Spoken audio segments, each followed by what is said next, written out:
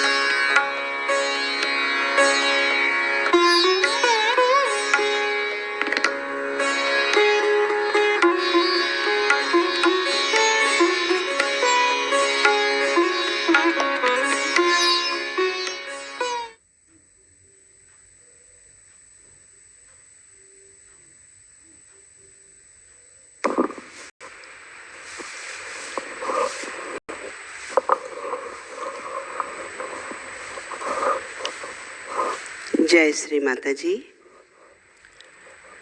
विश्व के सभी ऑनलाइन उपस्थित भाई बहनों का सुबह के सामूहिक ध्यान सत्र में हृदयपूर्वक स्वागत है। परम पूज्य श्री माता जी के परम पावन श्री चरणों पर नतमस्तक होकर हम सभी ध्यान की स्थिति में बैठते हैं।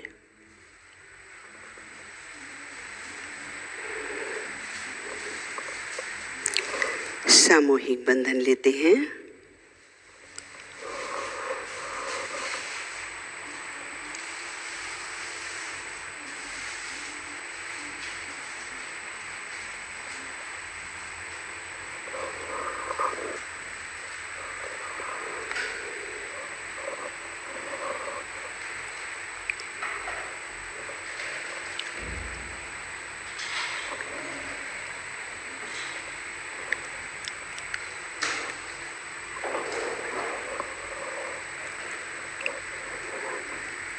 श्री माता जी, कृपा करके हमें आज के सामूहिक ध्यान में बैठने की अनुमति प्रदान करें। श्री माता जी, आप ही कर्ता और कर्विता हो। कृपा करके आप ही आज का ध्यान हमसे करवा लीजिए। 3 महामंत्र और श्री गणेश मंत्र।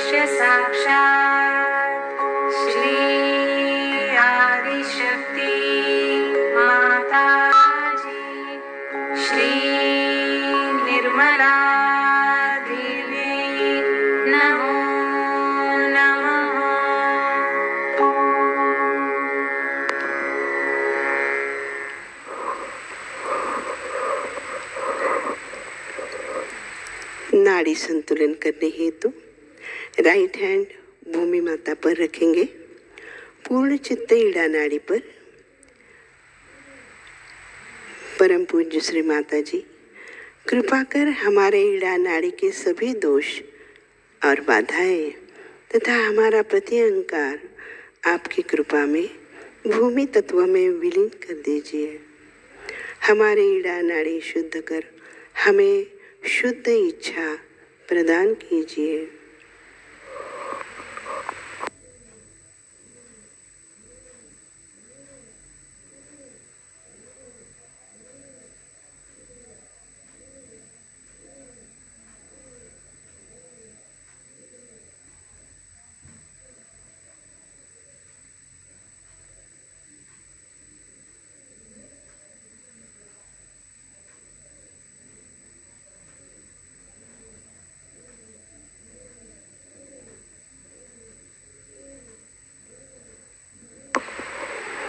धीरे से अपना राइट हैंड गोद में लेते हैं।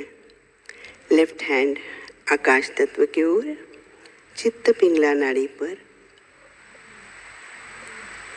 परम पूज्य श्री माता जी हमारे पिंगला नाड़ी के सभी दोष और बाधाएं तथा हमारा अहंकार आकाश तत्व में विलीन कर दीजिए। हमारी पिंगला नाड़ी शुद्ध कर हमें परमात्मा की शुद्ध कार्य शक्ति प्रदान कीजिए।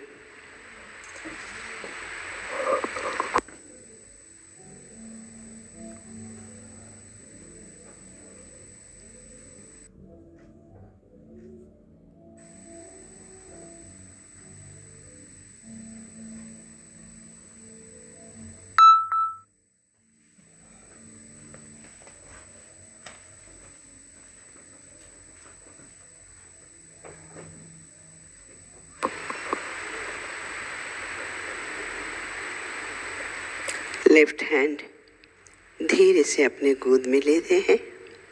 दोनों हाथ श्री माता जी की ओर, पूर्ण चित्त सुषुम्ना नाड़ी पर। परम पूज्य श्री माता जी कृपा कर हमारा सामूहिक श्री महालक्ष्मी तत्व जागरूक करके हमें पूर्ण संतुलन प्रदान कीजिए। हमें वर्तमान काल में स्थिर करें।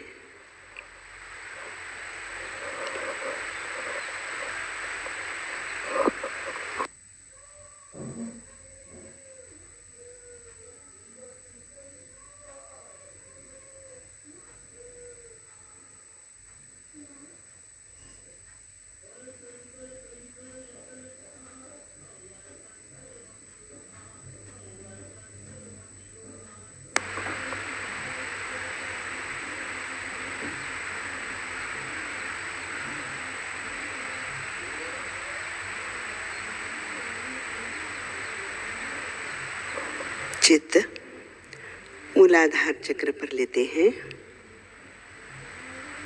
परम पूज्य श्री माता जी कृपा करके हमारा सामूहिकता में श्री गणेश तत्व जागरूक कीजिए।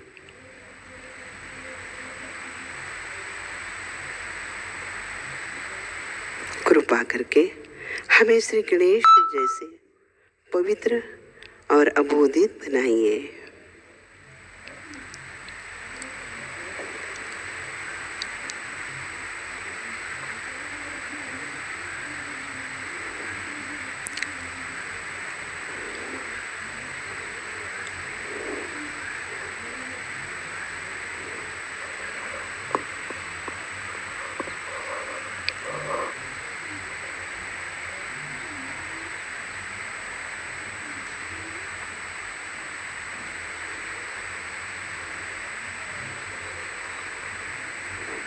अपना चित्त श्री कुंडलिनी गौरी माता के स्थान पर लाते हैं।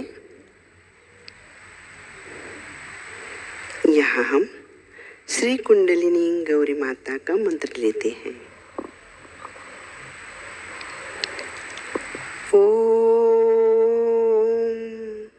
त्वमेव साक्षात् श्री कुंडलिनी गौरी माता साक्षात् श्री आदिशक्ति माता जी श्री निर्मला देवे नमो नमः।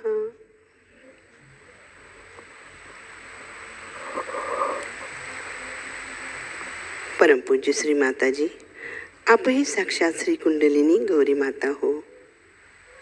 कृपा करके आप हमारे चित्त में पधारिए।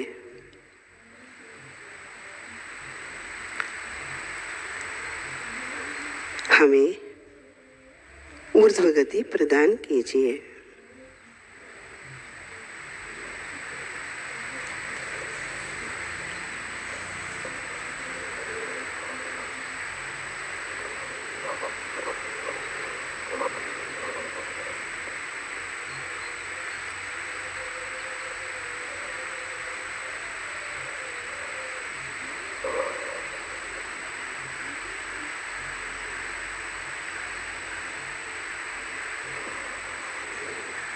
अपना चित्त स्वाधिष्ठान चक्र पर लाते हैं।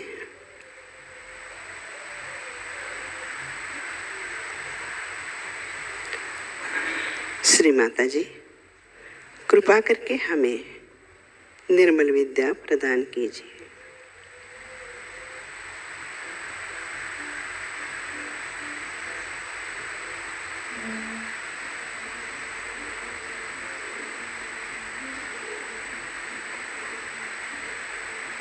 चित्त नाभि चक्र पर लेते हैं।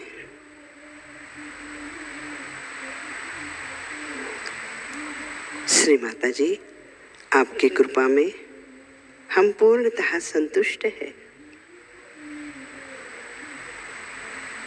समाधानी हैं।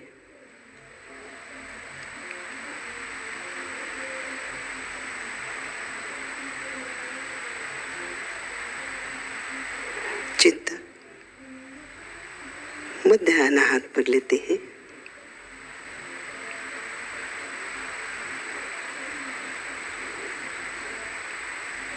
श्री माता जी, कृपा करके हमारी रक्षा कीजिए। हमें धैर्य प्रदान कीजिए।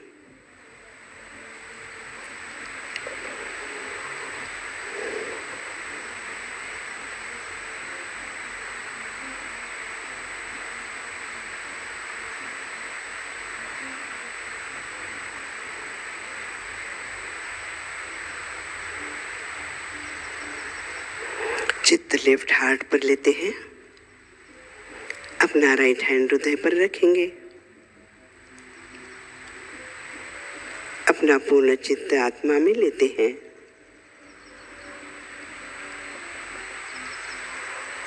और मंत्र बोलेंगे।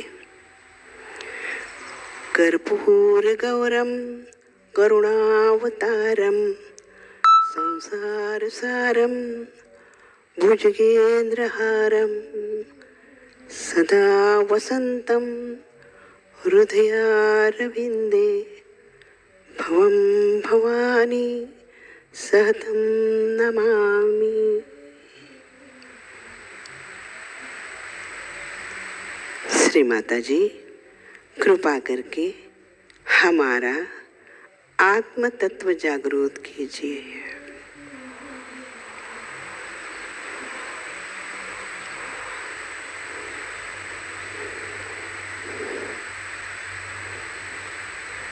हमें शांति, प्रेम और आनंद प्रदान कीजिए।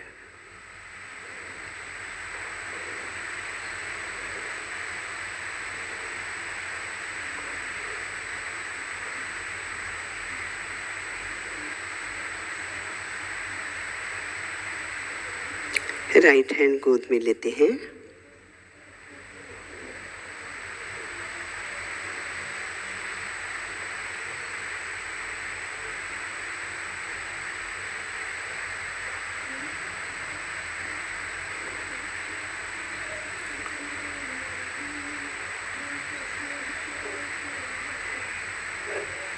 चित्त विशुद्धि चक्र पर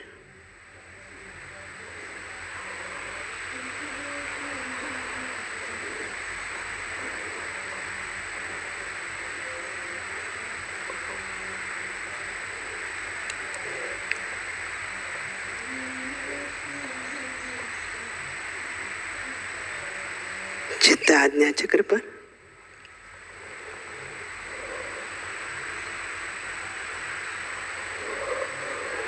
यहाँ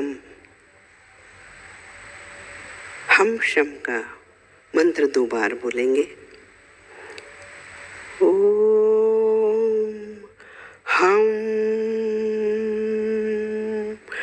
शम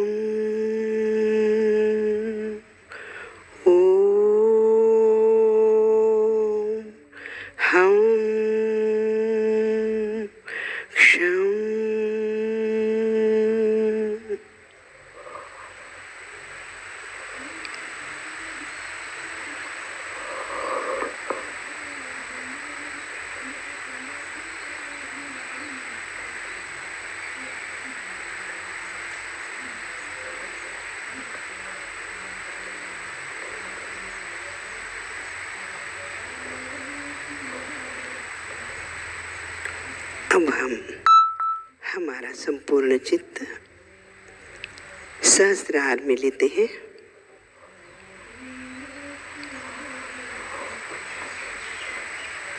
श्री माता जी के परम पावन चरणों को वंदन करते हैं।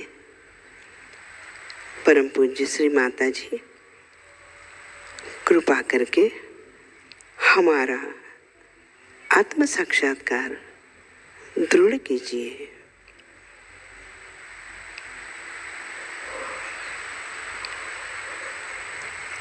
हमें आज के ध्यान में पूर्ण निर्विचारता प्रदान कीजिए।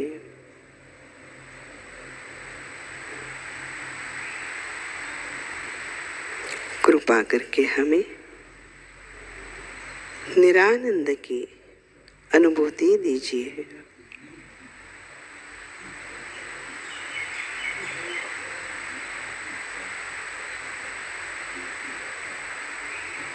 हमें परमात्मा से एक रूपता दीजिए।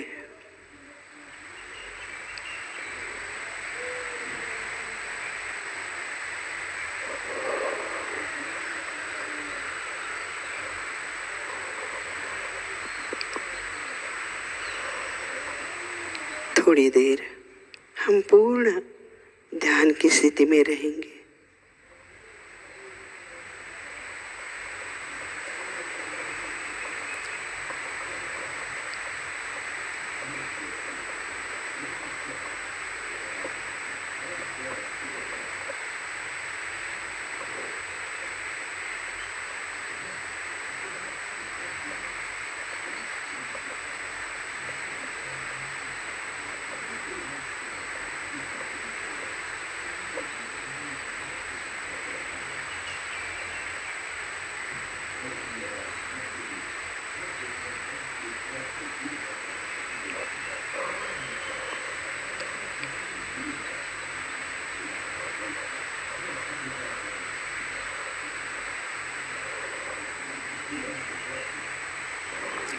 इसी ध्यान की स्थिति में अब हम परम पूज्य श्री माता जी की अमृतवाणी आत्मसात करते हैं।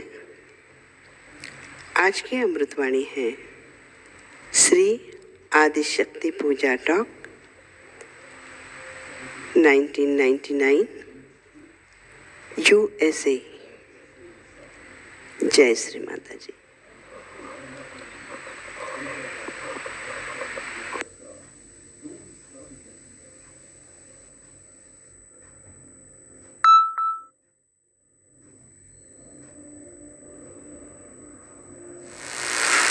It is such a great pleasure to see you all assembled here, and which is such a far-fetched place, away from the madding crowd. It's such a beautiful place, and which has vibrations. They can't hear you. Now, can you hear me? All right. It's all right now.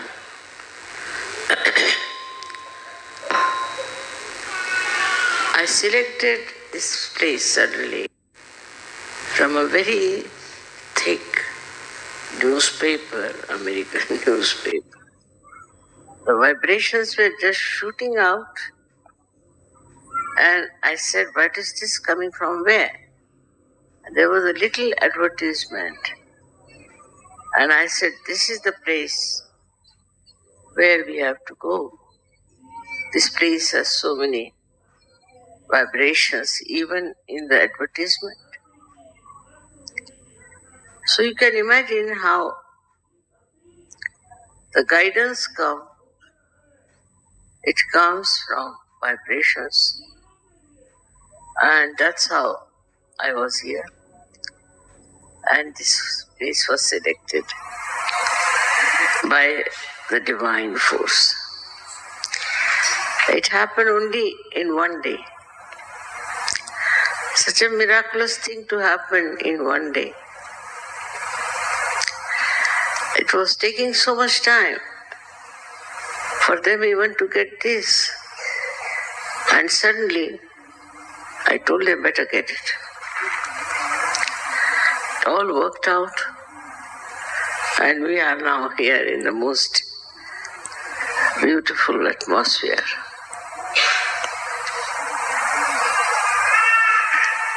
Of course, you know that trade unions were driven out. And they came here to hide themselves.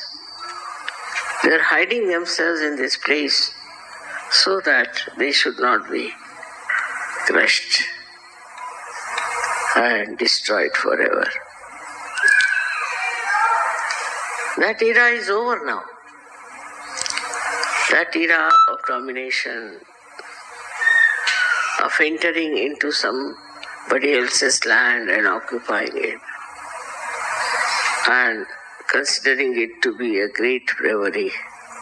All that is over now. The human understanding has gone much beyond, and they understand that this is sinful. This is wrong. Whatever we have done was wrong. But those people are no more. And the children and the grandchildren of those children, of these people who were the children of God, they used to think, do not like all that. Because you have no right to take somebody's land like that and occupy it as your own. Of course, the land doesn't belong to anyone. But still, wherever you are born, that's your land. And that land has to be kept with those who are born here, who own it. But this kind of aggression has been going on for ages now. Now the time has come to finish this. Once for all, give up this kind of adventure is to enter into somebody's land or somebody's house and occupy it. But there's another kind of aggression I see now, is that they enter into the minds of the people now, through their talk, through their all kinds of aggressive attitude. And the mind itself becomes a slave. The present times are like that, I think, where people have no freedom to think what is right, what is wrong, and also to write things.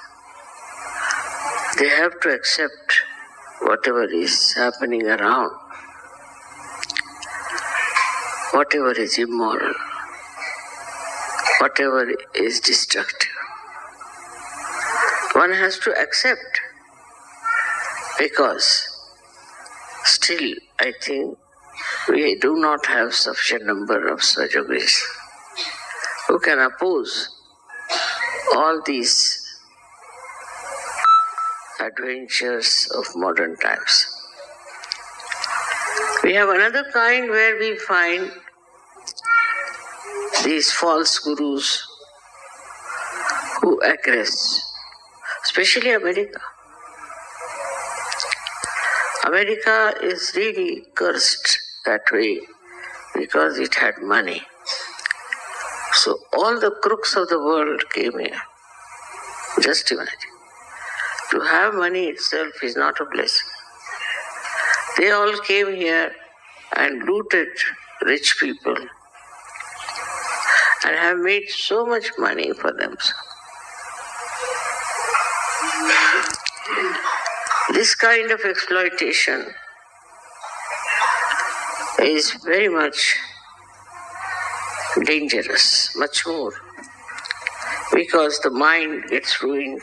I've seen many people were ruined, especially many seekers were ruined completely. I hope they are born again and get their self-realization. So seeking is there, no doubt. But all kinds of obstacles have come. All kinds of temptations are there. And so, despite all that seeking, earnest seeking, honest seeking, they have fallen into traps, which I cannot explain. Why should it have happened? But it has happened. One has to see. It makes you very miserable, unhappy. But still so many are there, you are there, saved now. And in this last judgment, you have risen from that level to this new level, where I'm sure you will be able to salvage many more. Each person can salvage at least 1,000 people. And so many of you, if you try that, it would be of a very, very great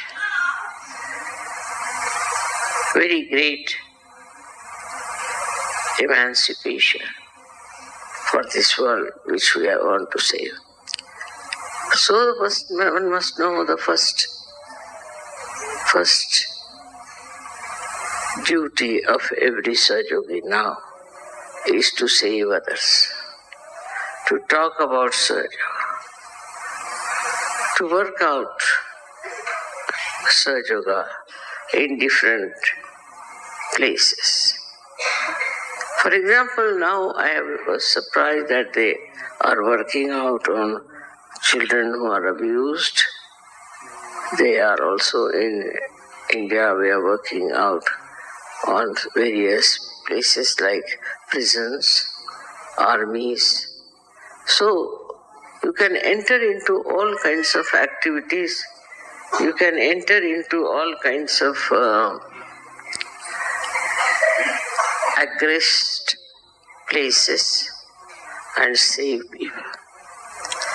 But first of all, I think is the innocence is under attack. In these Western countries, especially in America, the innocence is under attack. And this is something is very dangerous, because the children get this mutation at a very young age, and what will happen to them? So we have to think of all those innocent children, what we can do for them, how we can save them, how we can work it out. The concern has to now go from yourself to others. You got your realization all right. You corrected yourself. You are absolutely perfecting yourself. All this is there. But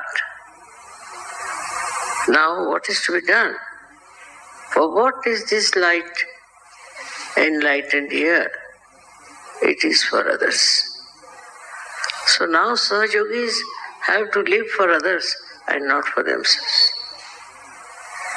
They'll have all the energy, they'll have all the support, and they'll have all the blessings. So we have to live for others. And how do we live for others? It's very simple, is to have concern. Concern about everything. You have concern about the Mother Earth. Concern about your neighbors. Concern about the people who are suffering all over the world. If you read the newspaper, you will be amazed how things are happening, how people are suffering. We have to understand fundamentally that unless and until transformation takes place, we cannot change this world. And you all can transform others. So it's your duty, it's your job to transform other people and tell them what is divine love. Love is the only way now we can work out. It is something like a big beacon which will go into this darkness of aggression and which will clarify many places, many hearts, many people. It is a ocean, we should say, ocean of greatness. This divine love is so great and so powerful, at the same time so very gentle, that you can see the nature how the trees grow. Every leaf gets the sunshine. Every tree has its own position. We have to learn so much from the nature because nature is bound with that love. Nature has no aggressiveness. It is just under the complete control of the divine love. With this understanding, you should also know that when you are getting to Sahajogis, what should be your attitude?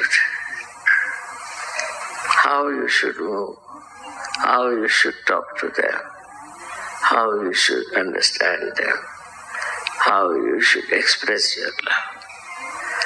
This is quite possible now.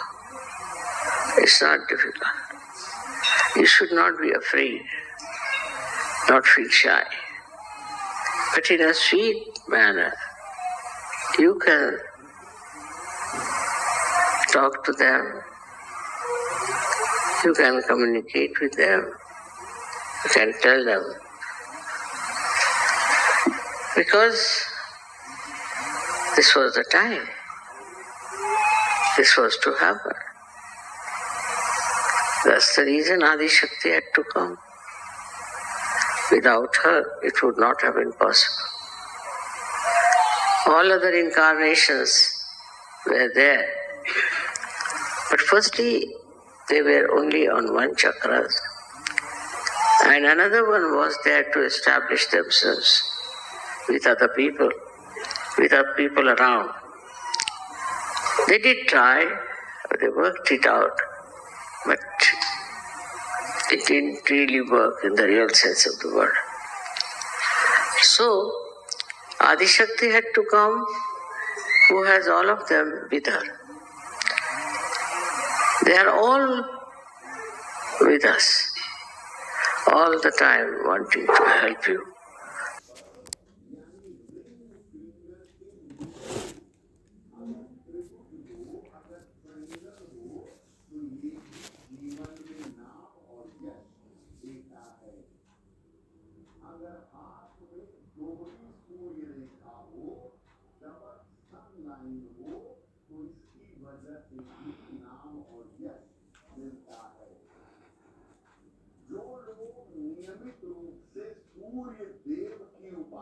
करते हैं, अपने पिता का सम्मान करते हैं, अपने पिता का आशीर्वाद लेते हैं, ऐसे लोगों को भी जीवन में बड़ी आसानी से नाम और यश मिल जाता है।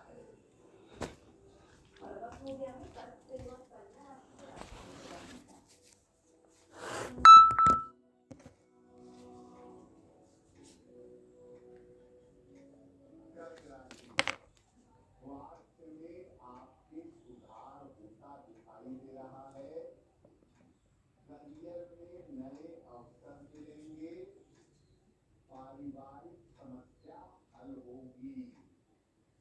खाने पीने की वस्तु का दान करें तो दिन बेहतर होगा। शुभ रंग होगा आपके लिए सफेद और भाग्य का मीटर आपको नंबर दे रहा है 75% उत्तम भाग्य आपके साथ बना हुआ है।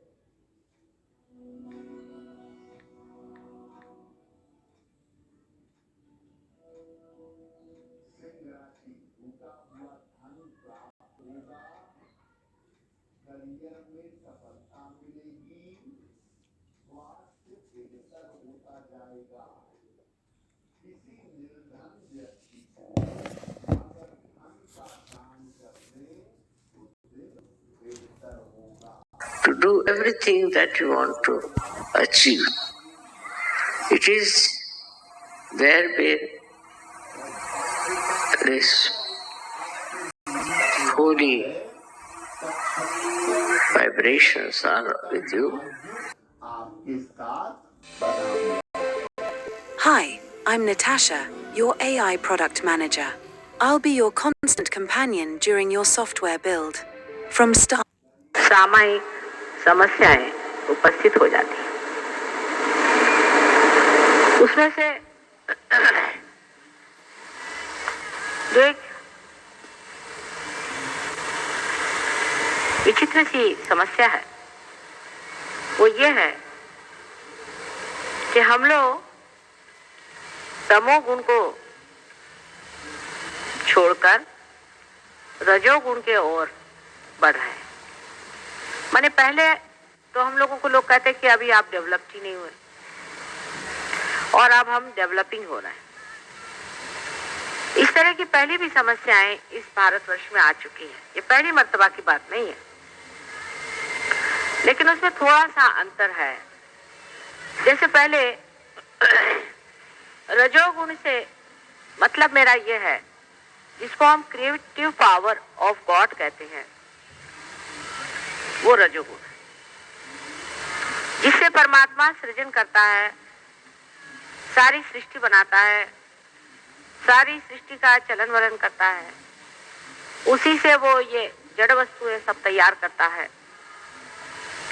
ये सारा ही कार्य परमात्मा का उसकी सृजन शक्ति के कारण होता है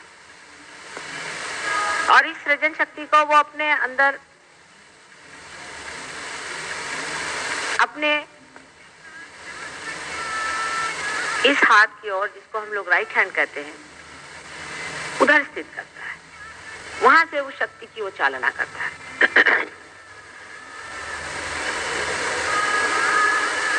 इस सृजन शक्ति की शक्ति हमारे अंदर भी होती है और इससे हम भी सृजन कर सकते हैं, आगे के विचार कर सकते हैं, फ्यूचर की, भविष्य की बातें करते हैं। और आप जानते हैं कि ये हमारे अंदर पिंगला नाड़ी से कार्य करता है।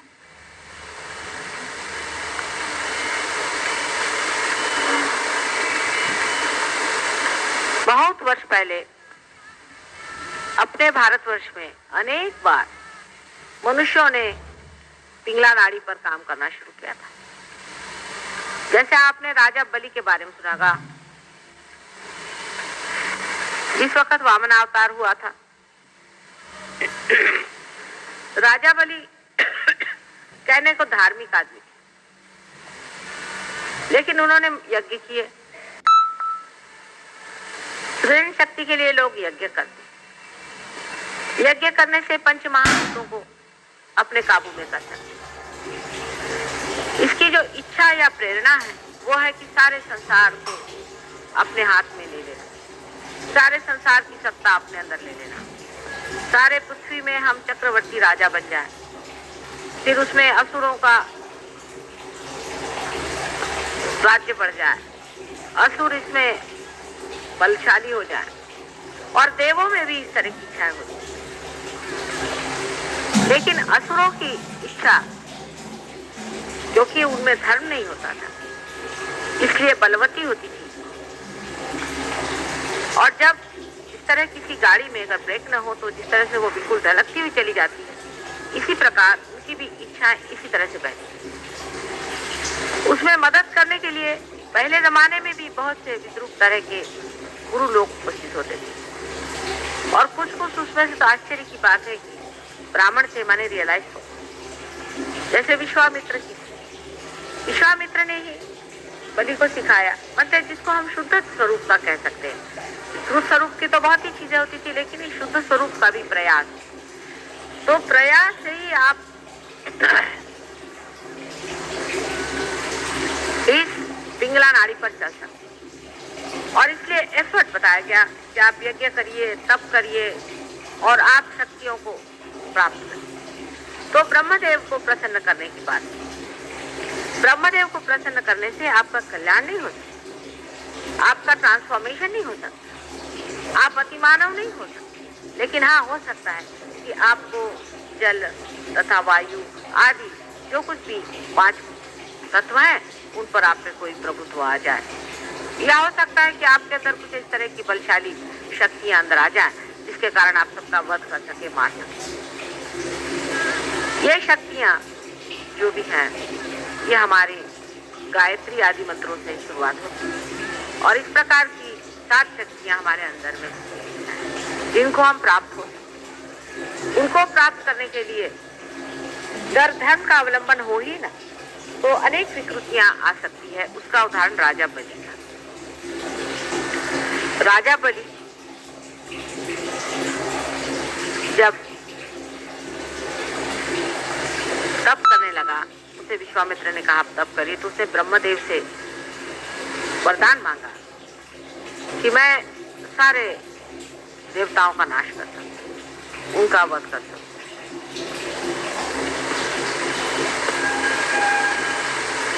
तब आपको मालूम है कि वामनावतार हुआ था।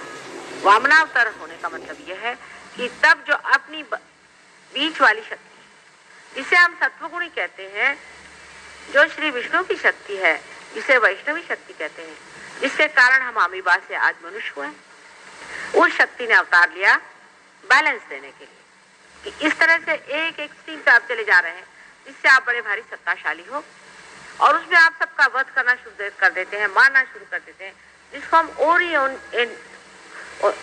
ईगो ओरिएंटेड ऐसा कहते हैं। ईगो ओरिएंटेड जिन्हें हम कहते हैं, इस तरह के जो समाज व्यवस्थाएं होती हैं, जैसे कि आज वेस्ट की हैं, ईगो ओरिएंटेड, ये भी व्यवस्थाओं में युद्ध होना, लोगों को मार डालना और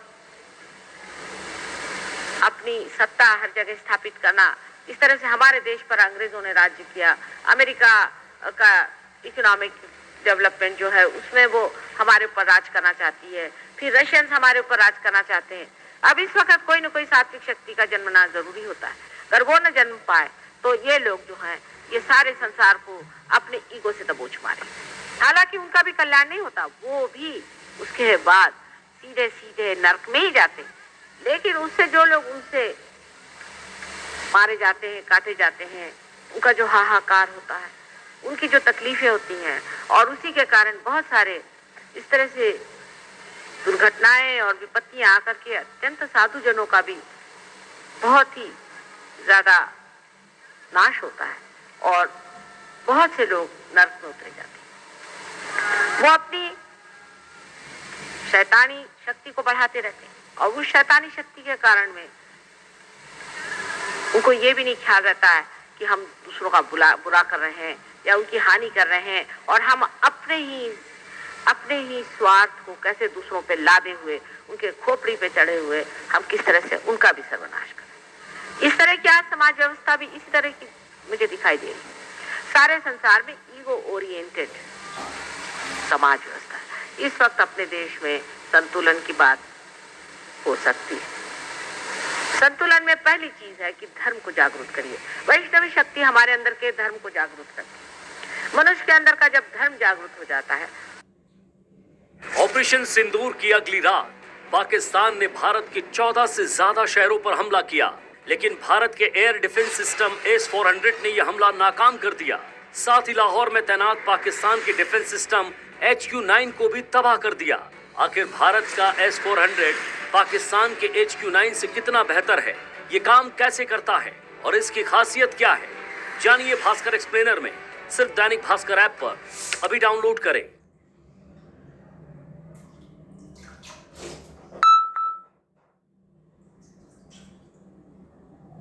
हमारा सबसे इंपॉर्टेंट जो फैक्टर जो हमारे अगेंस्ट काम करता है वो है ईगो। क्योंकि जब 100 में खरीद के अगर 80 में बेचोगे, आपको ईगो हर्ट होगा कि मैंने हार मान ली। और बचपन से क्या सिखाया है? हार नहीं माननी। वो हार मानना दूसरे एरिया में ठीक है, बट यहाँ स्टॉक मार्केट में वैसा नहीं कर सकते। स्टॉक मार्केट में आपको हार मानना पड़ेगा, उंगली काटनी पड़ेगी। बस ये समझ में आ गया रिस्क, तो फिर आप मार्केट में टिकोगे और टिकोगे तो रन तो बनेंगे। जैसे क्रिकेट की लैंग्वेज में अपनी विकेट होनी चाहिए तो रन बनेंगे। अपनी विकेट अपनी कैपिटल है, कैपिटल को बचा के रखो। मेरा नाम है Vishal Malkan, founder of Malkanji training institute. Last 15 साल से हम ट्रेनिंग कर रहे हैं कि कैसे स्टॉक मार्केट आसानी से ट्रेड किया जाता है, वो भी सिस्टमैटिकली। और इतना आसान हो जाएगा कि एक 10 साल का बच्चा भी सीख सकता है। हमारे यूट्यूब चैनल पे 1200 से ज्यादा वीडियो है और 6 लाख से ज्यादा सब्सक्राइबर्स है। सैकड़ों बार मैं टीवी पे अपीयर हो चुका हूं as technical analyst on CNBC TV 18, ET Now and more channels. ये सब जो मैं करवा रहा हूँ उसका एक ही मकसद है कि changing the way India trade. जो ट्रेडिंग होता है उसको एकदम आसान करना चाहिए। और ये जो मैं सिखाने वाला हूं आपको स्टॉक ट्रेडिंग मास्टर क्लास में, जिसका नाम है money challenge master class, 4 step process. तो पहला है आपको टूल सीखना है जिससे पता चलेगा कि कौन सा स्टॉक खरीदना है, राइट। सेकंड है ट्रेडिंग सिस्टम, जहां से पता चलेगा कि कहां एग्जिट करना है, कहां एंटर करना है, कहां स्टॉप लॉस लगाना है। थर्ड है रिस्क मैनेजमेंट, जिससे पता चलेगा कितनी क्वांटिटी में ट्रेड करना है और कितना रिस्क लेना है, और इतना ज्यादा भी रिस्क ना लेके ताकि दूसरे ट्रेड हम कर ही ना सके। और चौथा है mind management, which is your emotions control करना है हमको। जो होप, ग्रीड एंड फियर है, जिसके वजह से ज्यादा लॉस करते हैं लोग, वो चारों चीज को आपको सीखना। और ये मास्टर क्लास हो रहा है सिर्फ 99 रुपीज में। ये 99 रुपीज के मास्टर क्लास में आपको 2 चीजें और भी मिलेगी। 2 कोर्सेज है जिसका नाम है स्टॉक ट्रेडिंग सीक्रेट्स, जिसमें आपको बेसिक्स ऑफ स्टॉक मार्केट क्या है, टेक्निकल क्या है, फंडामेंटल क्या है, RSI क्या है, मूविंग एवरेज क्या है, ये सब पता चलेगा। और दूसरा है आपके लिए फ्यूचर्स एंड ऑप्शंस ट्रेनिंग। ये दोनों कोर्सेज लाइफ टाइम है। फ्यूचर्स एंड ऑप्शंस ट्रेनिंग में आपको मिलेगा कि फ्यूचर क्या है, ऑप्शंस क्या होता है, बाय कैसे करते हैं, सेल कैसे करते हैं, मार्जिन क्या है, रोल ओवर क्या है, मतलब आपका पूरा बेसिक्स क्लियर हो जाएगा। और फिर आप जब मास्टर क्लास में आओगे, the money challenge master class में, आप सीखोगे ये 4 स्टेप प्रोसेस। तो आपको कुछ भी नुकसान नहीं है। Just by paying 99 you get 2 hours of master class and 2 courses. Click the link and book your seat right now.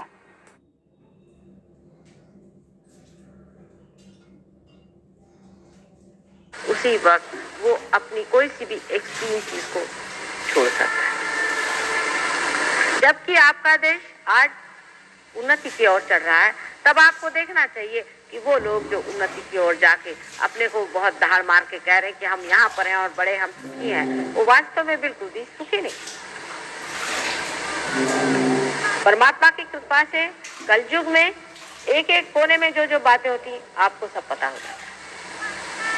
एक ऐसा पृथ्वी तल पे बरमूडा ट्रायंगल आपने सुना होगा नाम की, एक पूर्ण ऐसी नर्क के द्वार की व्यवस्था होगी। वहां नर्क के द्वार कैसे बने? वहां से बहुत सारे लोग गुलाम बना करके ले जाते थे। बहुत से देशों से गुलाम बना करके स्लेव का वहां पे ट्रेड होता था। वो जितने भी वहां से गुलाम गए, उनकी आहें वहां बैठ गई और उन आहों ने जाकर के ये बरमूडा ट्रायंगल बनाया और वहां गर्क हो गई। ये शैतानी शक्तियां अनेक रूप से आती, जैसे आपने सुना आजकल आनंद मार्गी लोग हैं, जैसे आपने सुना अनेक इस तरह के लोग हैं, और ये जितने भी आजकल ये गुरु गुरु घुमा करते हैं, और ये जो सब है, ये सब इसी तरह के कुछ न कुछ इसी तरह के व्यापार में लगे।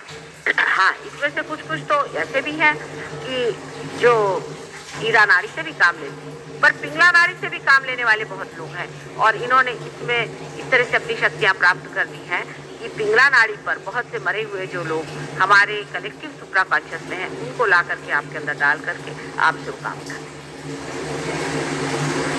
बहुत ज्यादा डायनामिक हो जाना, संसार का जितना प्रोग्रेस चल रहा है उसे कहीं अधिक अपने को प्रोग्रेसिव बना लेना, या संसार में जो सब लोग गरीब हो उसमें एक आदमी का रईस हो जाना, आदि जो चीजें हैं, ये सब से हम कैंसर हैं।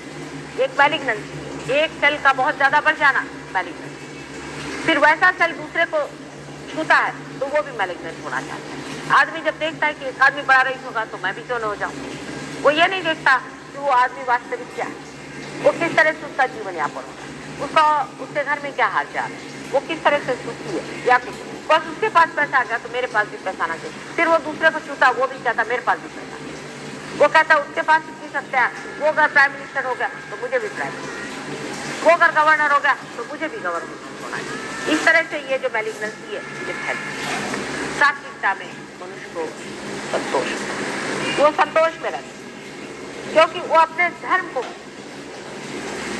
पाता है और अपने धर्म में मजा उठाता है, उसको अपने धर्म का आनंद आता है, वो अपने धर्म में होता है। और आप सहयोग के द्वारा आप समझ रहे हैं कि धर्म में कितना संसार की सारी दुनिया भर की संपत्ति एक तरफ चली जाए, सत्ता चली जाए, जो अपने हृदय में बसे हुए आत्मा से जो आनंद आता है उसकी कोई भी कीमत नहीं, उस आनंद से बढ़ के और संसार में कोई भी चीज नहीं। आपको मालूम है सहयोग में कितने ही लोगों ने शराब आदि चीजें एकदम से छोड़, क्योंकि जब हृदय के अंदर बसे हुए आत्मा स्वरूप परमात्मा का हमारे अंदर आनंद बहने लग जाता है, तब फिर ये चीजें अपने आप ही छूट जाती है। उसके लिए लेक्चर देने की जरूरत नहीं, कोई आफत बचाने की जरूरत नहीं, आपसे आप से छूट जाता है। आनंद का स्रोत ही बदल जाता है, इसलिए अपनी प्रायोरिटीज बदल जाती है और हम उस तरह से बदल जाते हैं। यह आपका सहयोग का बड़ा भारी लाभ है, इससे आपका धर्म स्थापित होगा। जब तक आप अपना धर्म पूरी तरह से स्थापित नहीं करेंगे तब तक सहयोग का आनंद नहीं आने वाला। इसमें हिपोक्रेट नहीं चाहिए।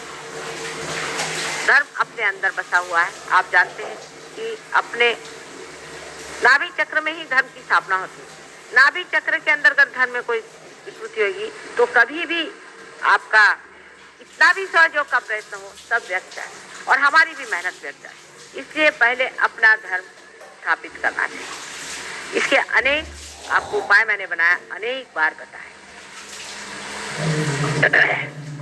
अब जब हमारा देश इस तरफ बढ़ रहा है कि हम अपने को बढ़ाएं, अपने को बड़ा करें, अपने को हम उन देशों से मिलाएं जो दुनिया में बड़े रईस बन के घूमते, तब हमारे देशवासियों को सोचना चाहिए क्या हमारे अंदर सब कुछ वही आना चाहिए जो उनके अंदर आया है, या कुछ हमें भी उसमें बैलेंस करना है। ये विचार अत्यावश्यक है। हम आनंद की खोज में हैं, न कि हम ये चाहते हैं कि हम अपने को इस तरह से बनाएं जिसके कारण हमारी जो शक्तियां हैं, हमारे अंदर की जो शक्तियां वो दूसरों के ऊपर छा जाए। न तो हम चाहते हैं कि इस तरह से अपने को बनाएं कि जिसके कारण हम दूसरों को दुखी बनाएं। सहयोग में अगर आप पार हो जाएं, पार होने के बाद आप जब अपना धर्म स्थापित करते हैं तो आप देखिएगा कि आप में पैसा नहीं आता लेकिन लक्ष्मी आती। लक्ष्मी आपके अंदर आती, पैसा नहीं आता है लेकिन लक्ष्मी आती। लक्ष्मी और पैसे में बहुत बड़ा अंतर है और अनेक बार मैंने आपको बताया कि पैसा और लक्ष्मी क्या है। लक्ष्मी समाधानी चीज है, सौष्ठव है, गौरव है, उसमें एक तेज। लक्ष्मीपति होना दूसरी बात है और पैसा वाला होना दूसरी बात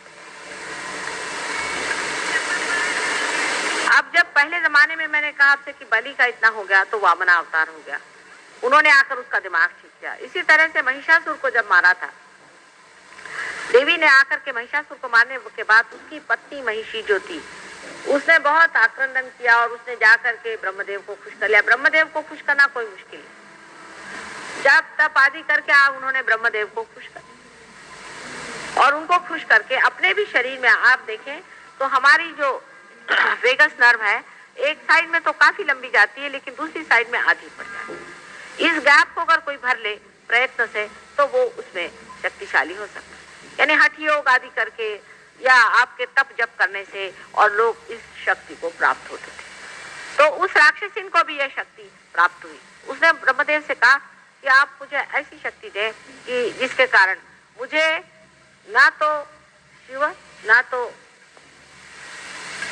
तो विष्णु दोनों ही ना हरा सके, माने दोनों शक्तियां मेरे ऊपर काम न कर सके, ऐसी मुझे शक्ति दी। और वो स्वयं साक्षात राक्षसिन थी और उन्होंने सारे सुरों को मार दिया और सुरों की जो माता थी अदिति वो रोने लगी।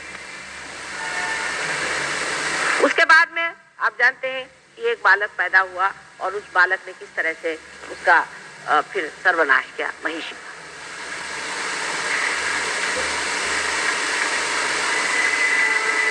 उस वक्त भी यही उन्होंने किया था कि जब तप करके और उन्होंने किसी तरह से ब्रह्मदेव को प्राप्त कर। और ब्रह्मदेव के जो आशीर्वाद है उनके स्वभाव के अनुसार वो देते हैं कि आप में बल आ सकता है, आप में शारीरिक बल आ सकता है, आप में बुद्धि बल आ सकता है, आप में और कोई प्रेम का बल नहीं आ सकता, आप में बुद्धि और शारीरिक बल आ सकता है। इस बल को प्राप्त करने से आप दूसरों के शरीर पे सत्ता कर सकते हैं, आप उनके बुद्धि पर सत्ता कर सकते हैं। ऐसा मनुष्य अत्यंत बुद्धिमान होकर के और अत्यंत ऐसे काम दिखाएगा कि लोग सोचेंगे कि बहुत ही ज्यादा बलशाली आदमी है। लेकिन सहयोग में अभी ब्रह्मदेव भी बहुत कंट्रोल में है। इस तरह की शक्ति किसी को भी प्राप्त नहीं। तो राक्षसों ने यह सोचा कि जब हमारे पास ये शक्तियां प्राप्त हो नहीं सकती, जब ब्रह्मदेव से साक्षात हमें शक्ति नहीं मिल सकती, तो क्यों ना हम कलेक्टिव सुप्रा कॉन्शियस में जो लोग मरे हुए हैं उनको ला करके और उनको उपयोग करें।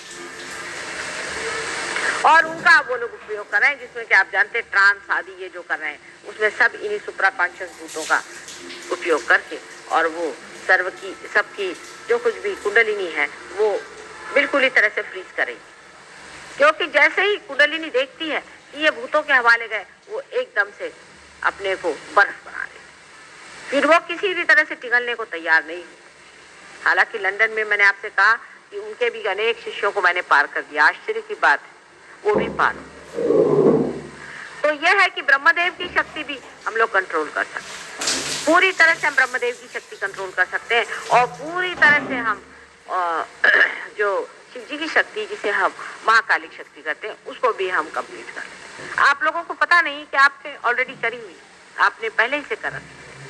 जैसे कि आप अब देखते हैं कि बहुतों की आप बाधाएं निकालते हैं, आखिर ये किसकी शक्ति से? महाकाली की शक्ति से आप करें।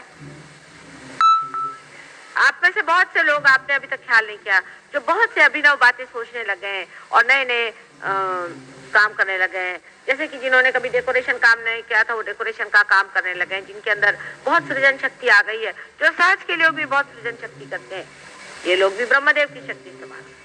पर हमें असल में सबसे ज्यादा वैष्णवी शक्ति को इस्तेमाल करना है, क्योंकि आज इसकी शक्ति, आज हमें सारे संसार का कल्याण करना है, सारे संसार को हमें पार करना है और सारे संसार में हमें सहयोग, और इसलिए ये वैष्णवी शक्ति को हमको इस्तेमाल करना है। जब वैष्णवी शक्ति को हम दूसरी शक्तियों की जोड़ दे देंगे तब आप देखिएगा कि ये शक्ति कार्यान्वित हो जाएगी। जैसे एक छोटी सी बात हम आपसे, राहुरी में ये शुरू हो गया। राहुरी के लोगों ने वहां पर अभी ऐसा विचार मेरे सामने रखा था कि हम एक स्कूल सहयोग का निकाला जाए, पर उससे पहले ही इन लोगों ने अपनी शक्ति जो है वो एलिमेंट्स को देना शुरू कर दी। माने पानी को वाइब्रेट करके उसको वो लोग तीर्थ कहते हैं, उससे वो लोग वहां बगीचे लगाने लगे, उसी से वहां पर वो लोग फल लगाने लगे, बहुत सारी फलों की और बीजों की जो बीमारियां निकालने लगे। गाय को वो लोग वाइब्रेशन देते हैं, उससे गाय दूध देने लगे। इसी को आप कार्यान्वित करें। अगर आप सहयोग का कोई स्कूल निकालें और उस स्कूल में उन बच्चों को सहयोग से पार करा के और उनको कार्यान्वित करें कि भाई अपने भारतीय संस्कृति के अनुसार जिस तरह से हमारे देश में लोग साधारण तरीके से आसानी से रहते हैं उस तरह के हमें स्कूल बनाने हैं, तो वो बच्चे बड़े समाधानकारी होते हैं। ईगो ओरिएंटेड सोसाइटी में आदमी को बिल्कुल तमीज नहीं रह जाती। उसको कोई होश नहीं रह जाता। आजकल देखिए, आप देखिए औरतें किस तरह के कपड़े पहनती हैं, किस तरह के आवरण पहनती हैं, कितनी बेहुदा तरीके से घूमती है। आदमी लोगों की कोई अक्ल नहीं रहेगी। यानी इस मतलब ये कि वेश्याओं में औरतों में कोई अंतर खासा रह नहीं गया, मतलब उनके विचारों। इसका मतलब यह है कि ओरिएंटेड सोसाइटी से, इस तरह की ईगो ओरिएंटेड सोसाइटी से आदमी का जो धर्म है एकदम टूटता है। मनुष्य भी उसके धर्म से च्युत होता जाएगा। एक्सट्रीम पे जितने आप जाते जाइएगा उतना उसका धर्म टूटता जाएगा, और धर्म जब टूटता है तो समाज टूटता है। समाज टूटने से सब उध्वस्त हो जाएगा। उध्वस्त होते ही हर एक आदमी अलग अलग हो जाएगा। अलग होने पर जैसे कि परदेशों में हो गया, सब गांजा, स्पिरिट, ये वो खेले। आजकल के ईगो ओरिएंटेड सोसाइटी का बड़ा सुंदर नक्शा आप लोग देख सकते हैं कि औरतें हैं, बच्चे रो रहे हैं, घर में परेशान है, औरतें ताश खेल रही हैं, बच्चों के प्रति कोई प्रेम नहीं। लड़कियां हैं इस तरह से अपने को आकर्षित रूप से बना रहे हैं जैसे कोई वो प्रोस्टिट्यूट है। उनमें कोई सेल्फ रिस्पेक्ट नहीं रह जाता। यानी आश्चर्य की बात है कि ऐसे लोगों में कोई सेल्फ रिस्पेक्ट नहीं रह जाता, और इतनी बदतमीजी पर लोग चले जाते हैं कि आश्चर्य होता है कि लोग इस तरह से कैसे चलते हैं। लेकिन इसका वर्णन अपने पुराणों में है कि कलयुग में लोग कहाँ जाएंगे। तो कलयुग में ईगो ओरिएंटेड सोसाइटी की वजह से, रजोगुण की अतिशयता की वजह से ही ये हुआ है। ऐसा पहले भी हुआ था, लेकिन पहले एक आध राजा ऐसे हो जाता, एक आध इंसान ऐसे हो जाता था, एक आध हिटलर हो जाता था। आज ये हालत आ गई है कि हर एक आदमी, जैसे कि सारा कैंसर सारे शरीर में फैल गया। अब इसका बैलेंस सिर्फ धर्म से आएगा।